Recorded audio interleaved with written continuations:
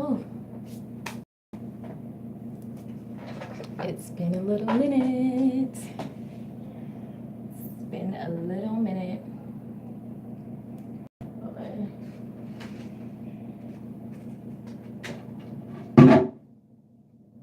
I just hate to yeah up when I'm shooting. So what's up, guys? I'm back, mother effers. It's your girl Chrissy, also known as Whimsical Locks, and that's whimsical_locks on IG. I am up, I am active, I am open to the public. So if you would love to check me out, check me out.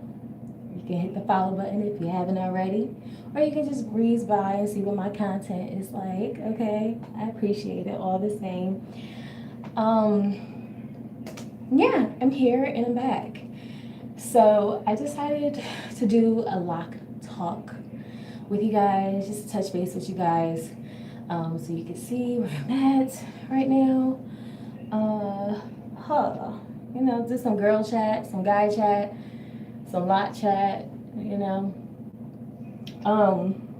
as you can see, the belly is growing. It's a baby, and it's growing. And so are my locks. I decided to call this lock talk raw and uncut because, I mean, most of my videos, I am fresh faced, but I don't have on a lip. So natural lips, natural face, obviously no filter, and hair is also raw and uncut. I did not spray it today or anything of that nature. I didn't touch it at all. I just took it out of the bonnet and let bygones be bygones. And voila.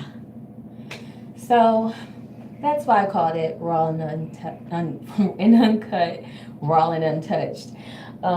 You know, basically just so that you can see I'm just here in my raw footage. You know, let's appreciate those women that are confident without makeup. You feel me?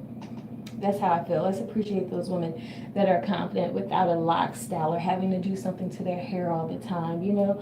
So it's just buying it off and just, no moisturizing, no scalp rising, just an all natural state of mind.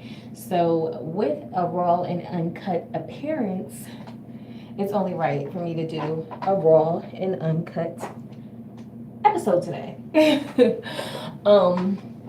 So let's get into it. So for starters, the last few videos I've been experimenting with my DIY projects, and that I will continue to do.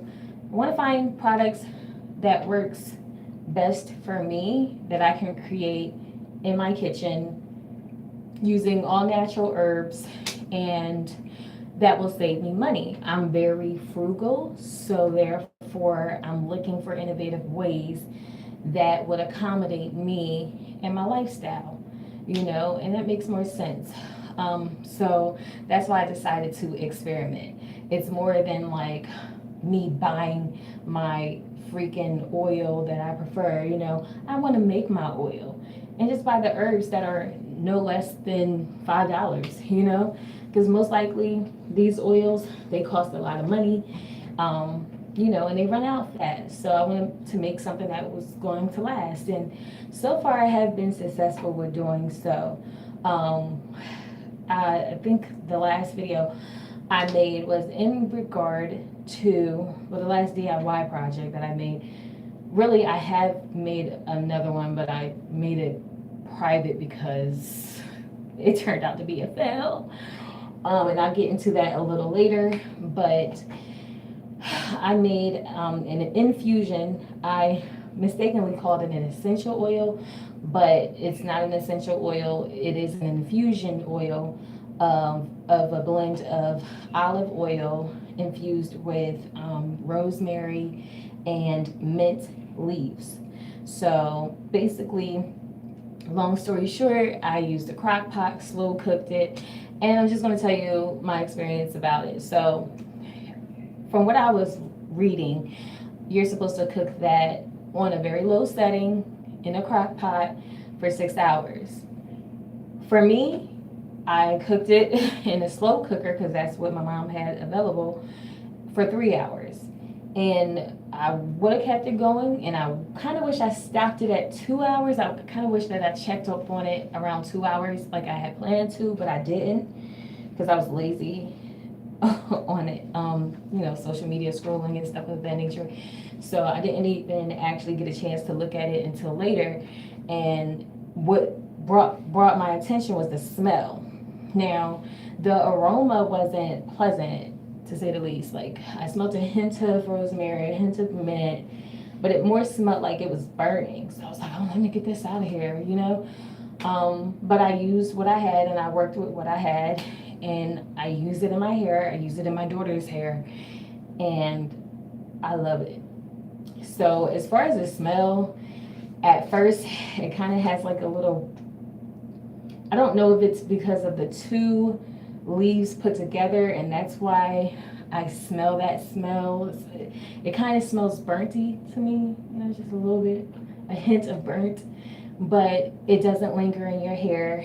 So I don't know if it's something that I did or if it's because of the leaves or whatever the case may be, but what I can say about the oil infusion, the blend with the herbs and the extra virgin olive oil, just amazing. Like, for starters, my infant, her hair is a little complicated. She has a beautiful braid, but somewhere around her 5th month, she started losing, like sleeping areas. No, it was like her 3rd or 4th month, she started losing her sleeping area until she started sleeping on her sides, So that is just starting to grow in. And I've been using different things, in her hair that was kind of helping it grow. And since I've been using things that I've been, creating, I'm starting to see a major difference, not only in the hair growth, but as well as the manageability of her hair texture. Now, she's probably, I want to say like a 4B.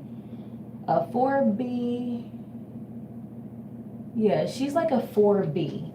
And I use the oil, I sprayed in her hair. And sometimes I just use that, like the oil I put a little bit of water in it, not much. It was mostly an oil bottle. And I spray it in her hair, submerge her hair in it, and style as desired, get the kinks out and all of that other extra stuff. And literally like 3 days later from using that oil, like her hair still is like super soft. It's like silk. So I'm like, that's not the word. It's easier to tell because she's a loose natural, and our locks are just like my oldest daughter and I, we have locks. So, like my main thing was getting it in our scalp, but since I noticed that, I just started spraying it on my hands and, rubbing it, on my locks for like a nice shine and stuff. So I'm just really excited. That really turned out to be pretty cool, pretty great. And that was just about it.